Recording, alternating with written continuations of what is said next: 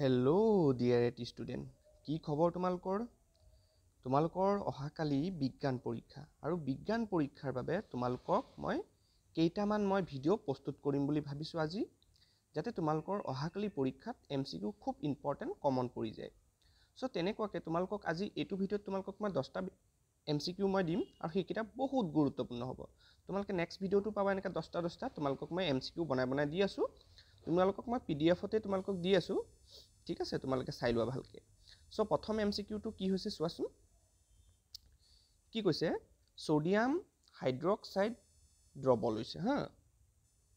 Sodium কি লৈছে? Hydroxide দ্ৰৱ লৈছে। ছ'ডিয়াম হাইড্ৰক্সাইড দ্ৰৱ এটা 10 ml HCl-ৰ দ্ৰৱ এটাৰ 8 ml সম্পূৰ্ণভাৱে প্ৰশমিত কৰে, ঠিক আছে। ধৰি লোৱা এইটো এটা আমাৰ কি আছে, পাত্ৰ এটা আছে। ইয়াতে আমাৰ কি লৈছে? Sodium hydroxide NaOH। সেইটো কিমান লৈছে বুলি কৈছে? 10 ml লৈছে দেই, মনত ৰাখিবা। আকৌ ইয়াতে আকৌ HCl-ও লৈছে, দেখা পাইছেনে? HCl-ও লৈছে। HCl কি বাৰু? হাইড্ৰক্লৰিক এচিড, নহয় জানো? HCl কিমান লৈছে? 8 ml লৈছে, ঠিক আছে। কথাটো বুজি পাইছা? এতিয়া এই দুটা মিক্স কৰিলে আমাৰ কি হৈ যায়? ইয়াতে প্ৰশমিত হয় বুলি কৈছে। কথাটো বুজি পাইছেনে? প্ৰশমিত হয় বুলি কৈছে, ঠিক আছে। এতিয়া যদি আমাক কি কৈছে? যদি আমি একেটা ছ'ডিয়াম হাইড্ৰক্সাইড NaOH একেটা ল'ব দিছে, এইবাৰ কিন্তু আকৌ 20 ml বুলি কৈছে। কথাটো বুজি পাইছা? যদি এটা পাত্ৰত আমি যদি 20 ml এইবাৰ লওঁ, 20 ml যদি লৈ লওঁ, তেন্তে প্ৰশমিত কৰিবলৈ HCl কিমান লাগিব, কিমান পৰিমাণ লাগিব মানে। এতিয়া তুমি নিজেই ভাবাচোন, তোমাৰ আগত আছিলে কিমান? ছ'ডিয়াম হাইড্ৰক্সাইড 10 ml, এতিয়া কিমান লৈছে? 20 ml, ঠিক আছে, ডবল কৰিছে, ঠিক আছে। তেতিয়াহ'লে HCl কিমান? 8 ml আছিলে আগতে, যিহেতু প্ৰশমিত কৰিবলৈ 10 ml প্ৰশমিত কৰিবলৈ কিমান লাগিছিলে? 8 ml HCl লাগিছিলে। তেতিয়াহ'লে 20 ml প্ৰশমিত কৰিবলৈ কিমান লাগিব? ডবল লাগিব ইয়াৰো, কাৰণ ছ'ডিয়াম হাইড্ৰক্সাইড ডবল হৈছে নে নাই? তেতিয়াহ'লে ইয়াৰো ডবল হৈ যাব। তে 8ৰ ডবল কিমান? 16। চ' 16 ml আমাৰ অপশ্যনটো হৈ যাব, ঠিক আছে, বুজি পাইছা? চ' এনেকাকৈ তোমালোকে কৰিবা। মানে এইটো হৈছে প্ৰত্যক্ষ সমানুপাত। তোমালোকে অংকত পাইছাই প্ৰত্যক্ষ সমানুপাত, নহয় জানো? চ' তোমালোকে এইটো প্ৰত্যক্ষ সমানুপাত হিচাপে তোমালোকে কৰিব পাৰিবা, ঠিক আছে। চ' নেক্সট প্ৰশ্নটো চোৱা। নেক্সট প্ৰশ্নটো কি কৈছে? ইয়াতে তোমালোকে এই অপশ্যনবিলাক তোমালোকে যিটো দেখি আছে সম্পূৰ্ণ গোটেইকেইটা শুদ্ধ নহয় কিন্তু হা, কিছুমান ভুল আছে। চ' তোমালোকে এই ৰাইট চিন দিয়াকেইটাত তোমালোকে একদম নাযাবা। মই যোনকেইটা কৈ আছোঁ সেইকেইটাই শুদ্ধ হ'ব। চ' নেক্সট প্ৰশ্নটো চোৱা। লুৰ টাৱা এখন মামৰে ধৰাৰ পৰা বচাই ৰাখিবলৈ তলৰ কোনটো পদ্ধতি উপযুক্ত হ'ব? ঠিক আছে, লুৰ টাৱা এখন, ঠিক আছে, তোমালোকে য'ত ৰুটি চুটি বনোৱা আৰু। চ' এই টাৱাখনত তুমি যিহেতু মামৰ নধৰিবলৈ, হয়নে, যিহেতু লুৰ টাৱা নহয় জানো, মামৰ ধৰিবই। চ' মামৰ নধৰিবলৈ তুমি কি ব্যৱহাৰ কৰা? গ্ৰীচ ব্যৱহাৰ কৰিবা নেকি? গ্ৰীচ এটা কি অইলি পদাৰ্থ, হয়নে নাই? চ' সেইটো তুমি ব্যৱহাৰ কৰিলে চোৱা, সেইটো যদি তুমি এই টাৱাখনত যদি ব্যৱহাৰ কৰা, তেতিয়াহ'লে মামৰটো যাব আৰু, ঠিক আছে। কিন্তু তুমি যিহেতু তাত ৰুটি বনাবা, হয়নে নাই, পিঠা পনা বনাবা, চ' তেতিয়া তুমি এই গ্ৰীচখিনিতো এই খাদ্য বস্তুত লাগি যাব, নহয় জানো? চ' এইটো আমাৰ অপশ্যনটো হ'ব নোৱাৰে মানে। ৰং ব্যৱহাৰ কৰিলে বেয়া হ'ব, কাৰণ ৰং ব্যৱহাৰ কৰিলে কি হ'ব? টাৱাখন যিহেতু গৰম হৈ থাকিব, হয়নে নাই? জুই দিম আমি, জুই দিলেতো আমাৰ কি হ'ব? গৰম হৈ থাকিব। চ' গৰম হ'লে ৰঙৰ লগত এই ধোঁৱাৰ কানেকশ্যন হৈ পেলাই এটা বেয়া বস্তু উৎপন্ন হৈ যাব। চ' সেইটো আমি খাই দিলে, ৰুটিখন যেতিয়া আমি খাই দিম, তেতিয়া আমাৰ কি হৈ যাব? আমাৰ পেটৰ প্ৰব্লেম হৈ যাব পাৰে। চ' সেইটো কাৰণে সেইটো খাব নালাগে। টাৱাত ৰঙো ব্যৱহাৰ কৰিব আমি নোৱাৰিম। কিন্তু আমি এইটো জিংকৰ প্ৰলেপটো দিব পাৰিম, হয়নে নাই? জিংকৰ প্ৰলেপটো একোৱে প্ৰব্লেম নিদিব। চ' অপশ্যন আমাৰ 3টো হ'ব, ঠিক আছে। চ' নেক্সট কুৱেশ্যনটো তুমি চোৱা। নেক্সট কুৱেশ্যনটো কি কৈছে? মনোযোগ দিবা দেই। এটা পৰমাণুৰ, ঠিক আছে, চ' এটা পৰমাণুৰ ইলেক্ট্ৰনীয় বিন্যাস কিমান বুলি কৈছে? 2H7। তেতিয়াহ'লে 2H7 মানে ইলেক্ট্ৰন কেইটা ইয়াতে? 2 8 10 17টা, হয়নে নাই? চ' ইলেক্ট্ৰন যদি 17টা, তেতিয়াহ'লে পাৰমাণৱিক সংখ্যাও তাৰ 17ই হ'ব, হয়নে নাই মৌলটোৰ? চ' ৰাসায়নিক সাদৃশ্য তলৰ কোনটোৰ সৈতে ৰাসায়নিক সাদৃশ্য মিলিব? এতিয়া তুমি নিজেই ভাবি চোৱা, ইয়াৰ এই মৌলটো যিয়েই মৌল নহওক কিয়, ইয়াৰ যোনটো বহিৰতম কক্ষত কিমানটা ইলেক্ট্ৰন আছে? 7টা ইলেক্ট্ৰন আছে, নহয় জানো? মানে তাক অষ্টক গঠন কৰিবলৈ এটা ইলেক্ট্ৰনৰ প্ৰয়োজন আছে। চ' তলৰ সেইটোৱে আমি সাদৃশ্য চামচোন, তলৰ কোনটোৰ সৈতে ইয়াৰ ৰাসায়নিক সাদৃশ্য থাকিব? চ' এইটো কি দিছে? নাইট্ৰজেনৰ 7 দিছে। 7ৰ বহিৰতম কক্ষত কেইটা ইলেক্ট্ৰন থাকিব? ইপিনে 2 আৰু ইপিনে হৈ যাব আমাৰ 5 হয়নে নাই তো বহিৰতম কক্ষত আমাৰ 5টাহে ইলেক্ট্ৰন আছে তে 7 থাকিব লাগিব নহয় জানো সো এটো হ'ব নোৱাৰে সো নেক্সট ফ্লোৰিনৰ চোৱাচোন ফ্লোৰিনৰ আমাৰ কিমান আছে 9 সো আমাৰ হৈ যাব ইলেক্ট্ৰন বিলাক যদি ইলেক্ট্ৰনৰ বিন্যাসত যদি ভগাই দিও দুটা ইলেক্ট্ৰন দিলো তাৰ পিছত আমি 7টা ইলেক্ট্ৰন দিম হয়নে নাই সো বহিৰতম কক্ষত 7টা ইলেক্ট্ৰন হৈ যাব হয়নে নাই কোৱা ঠিক আছে বুজি পাইছা সো আমাৰ অপচন এইটোৱে হ'ব কিন্তু বাকি কিটা চাওচোন এইটো ঠিক আছে সো ফসফৰাছৰ তুমি চোৱাচোন 15 আছে সো 15 ক যদি মই যদি এতিয়া কি কৰো 2 8 10টা গোল ইলেক্ট্ৰন আৰু 5টা তে 15টা বহিৰতম কক্ষত কিটা 5টাহে আছে সো হেতুও নহব সো নেক্সট তুমি এটো চোৱা আৰ্গনৰ 18টা 2,8,8 সো এটো তোমাৰ নহব হয়নে না 8টা ইলেক্ট্ৰন আছে সো আমাৰ যোজ্যতা ইয়াৰ হৈছে 1 ইয়াৰ কিমান আছিল যেটো 5টা ইলেক্ট্ৰন আছিল বহিৰতম কক্ষত 5টা ইলেক্ট্ৰন তো যোজ্যতা ইয়াৰ 3 ইয়াৰ 1 তাৰ পিছত ইয়াৰ কেটা ইয়াৰ আছিল আমাৰ ইয়াৰো 3 হয়নে নাই সো ইয়াৰ আমাৰ যোজ্যতা 0 সো আমাৰ এটো যোজ্যতা 1 ফ্লোৰিনৰ আকৌ এই যোনটো মৌল দিছে হয়নে নাই হেতুৰো আমাৰ কি যোজ্যতা 1 সো সেইকাৰণে ৰাসায়নিক সাদৃশ্যটো এই দুটাৰ অপচনৰ ভিতৰত শুদ্ধ হ'ব অপচন 2 বুজি পাইছা এটো সো নেক্সট প্ৰশ্নটো চোৱা কি কৈছে চোৱা তলৰ কোনটো ৰাশিয়ে বৈদ্যুতিক ক্ষমতা নিৰ্দেশ নকৰে খুব ইম্পৰ্টেন্ট প্ৰশ্ন এটো দেই খুব ইম্পৰ্টেন্ট বহুতবাৰ পৰীক্ষাত আহিছে চোৱা এটো মই কেনেদৰে সলভ কৰিম আমি জানিব লাগিব বৈদ্যুতিক ক্ষমতাৰ ফৰ্মুলা কিটা গুটি কিটা জানিব লাগিব P = কি আছিল VI আছিল হয়নে নাই তাৰ পিছত P = এতিয়া V ৰ জেগাত V = আমি জানো IR ওমৰ সূত্ৰ মতে হয়নে নাই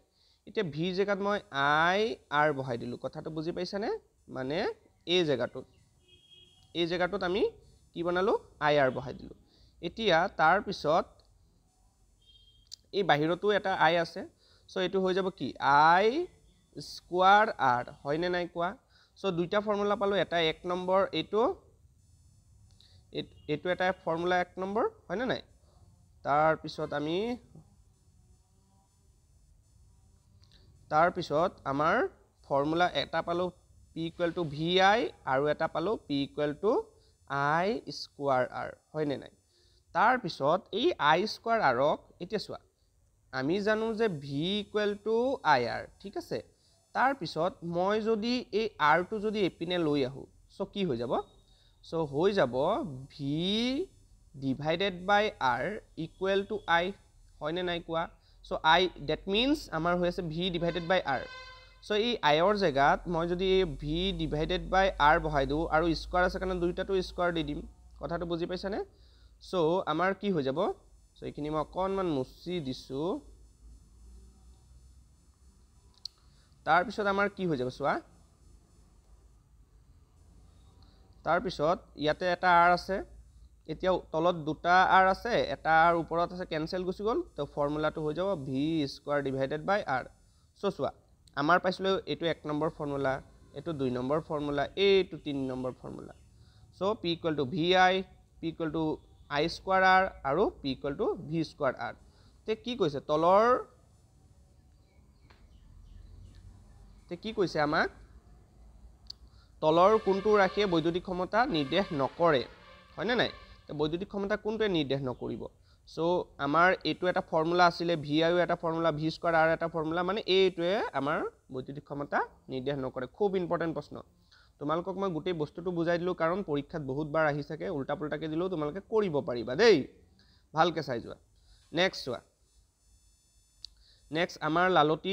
আমাৰ লালটিত থকা উৎসেচক বিধৰ কি বুলি কোৱা হয় এমাইলেজ বুলি কোৱা হয় মনত ৰাখিবা এমাইলেজে কি কৰে কাৰ্বোহাইড্ৰেট খিনি ভাঙি দিয়ে ঠিক আছে নেক্সট কোৱেশ্চন চোৱা তাৰ পিছত কি কৈছে এটোটো তোমালোকে জানাই নিয়মীয়া দৃষ্টিৰ সদ্য প্ৰাপ্তবয়স্কৰ বাবে স্পষ্টকৈ দেখা ন্যূনতম দূৰত্ব হল এটো জানাই তোমালোকে 25 সেন্টিমিটাৰ তাৰ পিছত এটো জানিব লাগিব বৈদ্যুতিক শক্তিৰ ব্যৱহাৰিক একক হৈছে 1 কিলোৱাট ঘণ্টা হা সো দ্যাট মিন্স মানে খুদিছে আমাক এটো জুলত নিলে কেনেকুৱা হ'ব জুলত নিলে এটো তোমালোকে মনত ৰাখিবা 3.6 এটো মনত ৰাখিবা 3.6 * 10⁶ জুল ঠিক আছে সো এনেকাকে তোমালোকে মনত ৰাখিবা সো নেক্সট এটো চোৱা এটো খুব ইম্পৰ্টেন্ট খাদ্যবস্তু ভৰাই ৰখা পাত্ৰবোৰত টিনৰ প্ৰলেপ দিয়া হয় জিংকৰ নহয় কিয় এটো হ'ব জিংকৰ কিয় নিদিয়ে জিংকৰ এইটো কাৰণে নিদিয়ে যে জিংক হৈছে অধিক সক্ৰিয়, টিনতকৈ অধিক সক্ৰিয়। অধিক সক্ৰিয় হ'লে মানে কি কৰিব, খাদ্যবস্তুৰ লগত সক্ৰিয় যিহেতু খাদ্যবস্তুৰ লগত বিক্ৰিয়া কৰি পেলাই বেলেগ এটা বস্তু হৈ যাব পাৰে, সেই খাদ্যটোৱে যদি আমি খাই দিওঁ তেতিয়াহ'লে কি হ'ব, আমাৰ প্ৰব্লেম দিব পেটৰ, হয়নে নাই?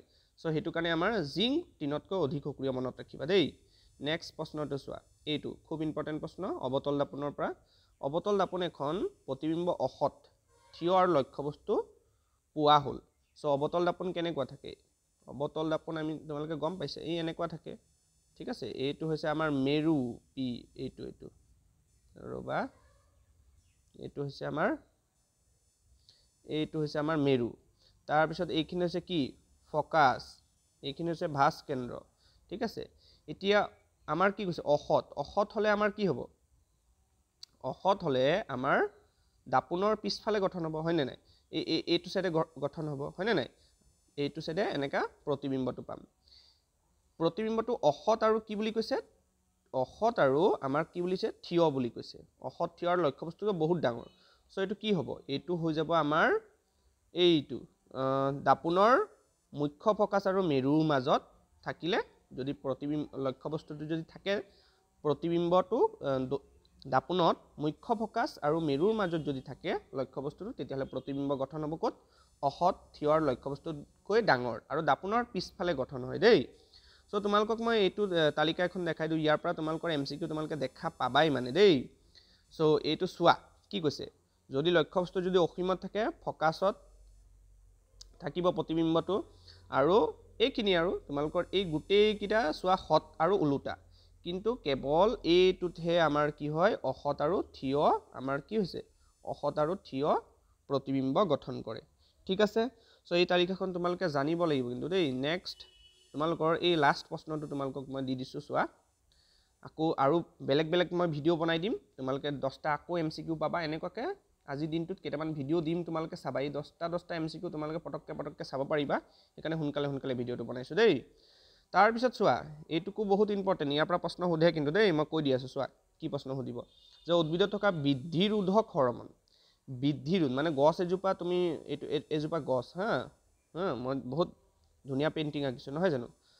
এই গছজোপা আমাৰ বৃদ্ধিত বাধা দিয়ে, বৃদ্ধিৰোধত কি কৰে, বৃদ্ধি ৰোধ কৰে, মানে কি হয়, বাধা কৰে, কোনে কৰে, সেইটো হৈছে তোমালোকে মনত ৰাখিবা এপচাইচিছ এচিড, ঠিক আছে। এপচাইচিছ এচিড নামৰ যোনটো আমাৰ হৰমন থাকে উদ্ভিদত, সেইটোৱে আমাৰ কি কৰে, উদ্ভিদত বাধা দিয়ে, ৰোধ হৈ যায় মানে দেই, উদ্ভিদৰ বৃদ্ধিত বাধা দিয়ে। তোমালোকে জানিব লাগিব যে অক্সিনে কি কৰে, অক্সিনে আমাৰ কি কৰে, যে কোষৰ আকাৰ ডাঙৰ আৰু দীঘল হোৱাত সহায় কৰে দেই। এই যে অক্সিনটো যে তোমালোকে দেখা পাইছা, এই অক্সিনে কি কৰে, গছ এজোপাৰ কোষৰ আকাৰ ডাঙৰ আৰু দীঘল হোৱাত সহায় কৰে। তাৰপিছত এই জিবাৰেলিনে কি কৰে বাৰু, অক্সিনৰ নিচিনাকৈ কাণ্ডৰ বৃদ্ধি আৰু হোৱাত সহায় কৰে দেই। কাণ্ডৰ, এই গছ এজোপাৰ এই কাণ্ডখিনি ডাঙৰ হোৱাত সহায় কৰে, আৰু কথাটো বুজি পালা, জিবাৰেলিনে। আকৌ চাইটকাইনিনে কি কৰে, চাইটকাইনিনে কোষ বিভাজনত সহায় কৰে। এই যে চাইটকাইনিন যে দেখা পাইছে, সেইটোৱে কি কৰে, কোষ বিভাজনত সহায় কৰে। আৰু এপচাইচিছটো গম পাইছে তোমালোকে, উদ্ভিদৰ বৃদ্ধিত কি কৰে, ৰোধ কৰে, ঠিক আছে। গছ এজোপা নহ'লে দীঘল দেখোন হৈয়ে থাকিব, আকাশ ভাঙি পেলাই পাৰ হৈ যাব, হয়নে নাই। তেনেকুৱা যাতে নহয়, এপচাইচিছ এচিডে সেইটো কাম কৰে, ঠিক আছে। আজিলৈ এইখিনিয়ে ৰাখিছোঁ। নেক্সট আৰু মই ভিডিঅ' কেইটামান দি আছোঁ, তোমালোকে কণ্টিনিউভাৱে চাই যোৱা, ঠিক আছে।